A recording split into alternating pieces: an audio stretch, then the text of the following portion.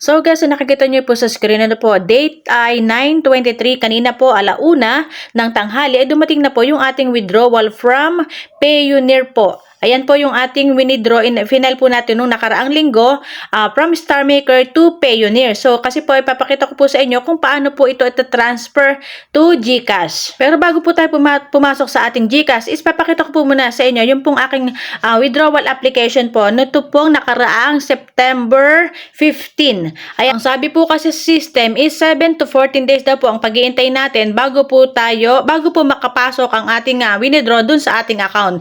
Pero kanina nga pong umaga is pumasok naman po siya sa ating Payoneer. So ngayon po ipapakita ko po sa inyo kung paano po tayo mag-transfer ng Payoneer to GCash or yung pong ating withdraw diretso sa Payoneer to GCash, okay? Ayan, so nandyan po sa ating screen yun pong aking video nung pong nakaraang mga araw. Ayan po yung aking actual withdrawal from Star Maker to Payoneer. So ngayon naman po ipapakita ko po sa inyo kung paano naman po tayo mag-transfer ng from Payoneer to Ayan, so guys, start na po tayo kung paano po ba tayo mag-link po ng ating Payoneer account dito po sa ating GCash. So, tingnan nyo po yung ating balance dito, 5,700 po yan, ano? So, yan po ay madadagdagan dahil tayo po ay binayaran ni Star Maker ng $77. So, watch nyo po ito, kailangan po alam nyo po ang step by step dahil pag nagkamali po tayo, diba, sayang din naman. Baka mamaya hindi natin maibalik yung ating account. So, i-click po natin yung cash in, ito, sa may GCash natin. Pero, syempre po, dapat po kayo ay mayroon ng Payoneer account at ito po ay verified na. Okay? So, may mga vlogs naman po ako dyan kung paano po ba mag-link po ng ating Payoneer sa ating GCash. So, actually po, ay matagal na po naka-favorite yung aking Payoneer account dito po sa aking GCash para mas madali ko po siya na makita. So, halimbawa po, wala po dito yung inyong bangko. Ayan kasi yan Payoneer. Halimbawa po, wala po yung bank nyo dito, ay kailangan nyo lang po siyang i-type dito.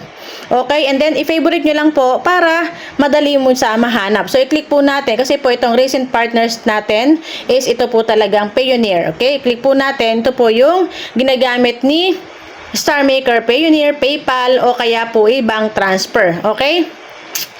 Sa ngayon po kasi wala pang direct to GCash na withdrawal dito po sa Star Maker kaya dumadaan po siya dito kay Payoneer. So i-click po natin ang link account. So ayan po link account.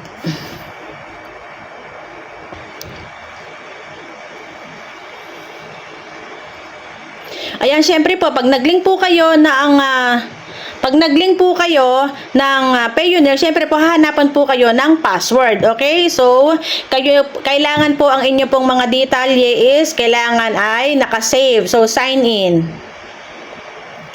Okay, ayan. So, sign in na natin. Okay.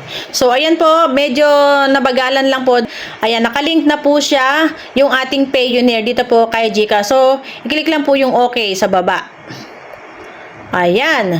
And then click na lang po natin ang ating Payoneer. Ayan. Dire-diretso na po yan. So, ang nakalagay po dito is USD 47. Nalagay lang po natin dito 47.05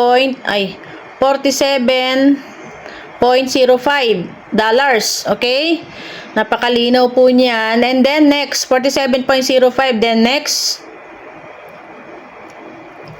And then, ayan po, instantly, mayroon na pong papasok sa GCash natin from Payoneer na 2,575. Ito po yung ating sweldo dito po kay Star Maker. And then, confirm. Okay.